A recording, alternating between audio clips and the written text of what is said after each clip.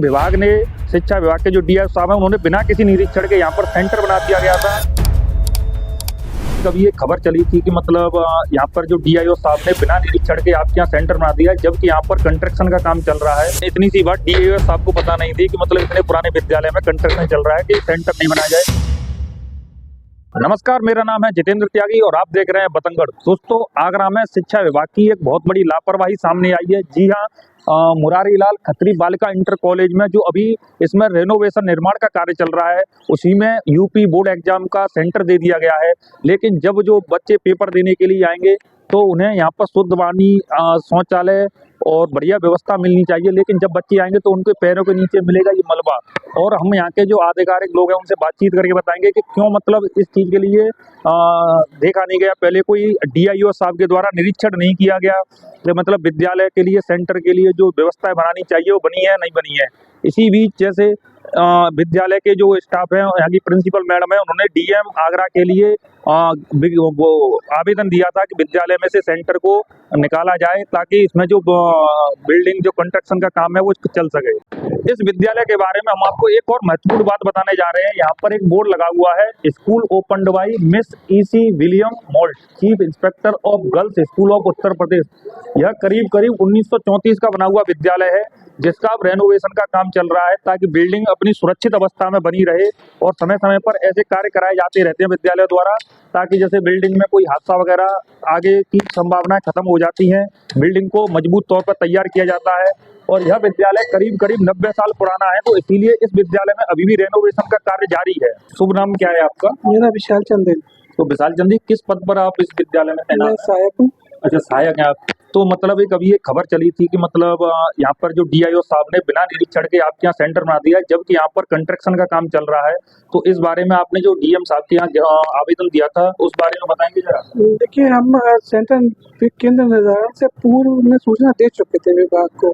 उसके बाद भी सेंटर बना दिया गया, लेकिन विभाग द्वारा कहा गया कि कोई आपत्ति हो तो दर्ज कराएं। तो हमने दोबारा सूचना दे दी है कि विद्यालय निर्माण कार्य जारी है।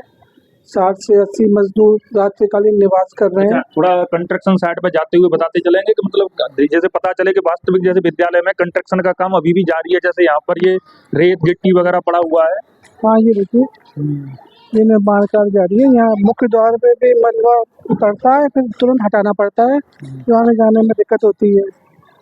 अच्छा, डीआईओ साहब ने यहाँ पर आके निरीक्षण किया सेंटर देने से पहले कि यहाँ पर आके देखा कि व्यवस्थाओं में भी कंस्ट्रक्शन चल रहा है, तो कैसे भी सेंटर की व्यवस्थाएं बनेंगी?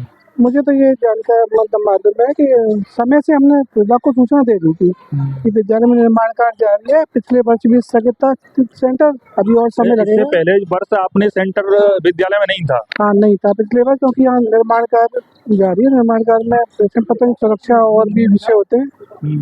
तो यहाँ पर काफी मात्रा में जो यहाँ पर जो मजदूर हैं जो विद्यालय के काम में लगे हुए हैं वो भी हैं, तो उस चीज के लिए आपके लिए आगे परेशानी रह सकती थी, क्योंकि यहाँ पे जो निर्माण कार्य चल रहा है, अगर कोई भी व्यवस्था खराब होती है, कोई दुर्घटना की उपस्थिति होती है तो आपके ऊपर जिम्मेदारी आती। लेकिन डीएम साहब ने एक बार भी निरीक्षण किए बिना आप यहाँ पर सेंटर दे दिया, तो डीएम साहब क्या आपने आवेदन दिया था कि अपनी आपत्ति दर्ज करा दी है। डीएम साहब भी इस पर विचार करेंगे। अच्छा, ये विद्यालय कितने वर्ष से संचालित हो रहा है? ये 1934 का विद्यालय अपने जर्जर अवस्था में पहुंच गया था। करीब 90 साल पुराना विद्यालय हो चुका था, इसीलिए से रिनोवेशन की आवश्यकता पड़ी होगी, सीधी सी बात है। लेकिन इतनी सी बात डीआईओ साहब को पता नहीं थी कि मतलब इतने पुराने विद्यालय में कंस्ट्रक्शन चल रहा है कि सेंटर नहीं बनाया जाए। खैर छोड़िए। अच्छा, प्राइवेट विद्यालय है या सरकारी विद्यालय? नहीं, अशासकीय सहायता प्राप्त माध्यमिक विद्यालय। ये सरकार द्वारा सहायता प्राप्त है। इसमें जो स्टाफ वगैरह रहता है टीचरों का और जितना भी सरकार द्वारा नियुक्त किया जाता है, और विद्यालय को संचालित करना वो भी सरकार का ही काम होगा। इसको विद्यालय का संचालन प्रबंधन समिति के द्वारा होता है, लेकिन अभी प्राधिकृत नियंत्रक नियुक्त है। जी, सरकार ही कर रही है। तो जैसा कि हमने यहाँ के जो सहायक थे उनसे बातचीत की और मुझे बताया उन्होंने कि विद्यालय करीब 90 वर्ष पुराना है। 1934 से विद्यालय जो संचालित हो रहा है, यहाँ पर लगातार शिक्षा का जो कार्य चलता चला रहा है। इसी बीच जो बिल्डिंग थी इतनी पुरानी हो चुकी थी, इसको रिकंस्ट्रक्शन की जो जरूरत पड़ी। लेकिन इतनी सी बात डीआईओ साहब को नहीं पता थी, उन्होंने बिना निरीक्षण किए यहाँ पर इसको सेंटर बना दिया।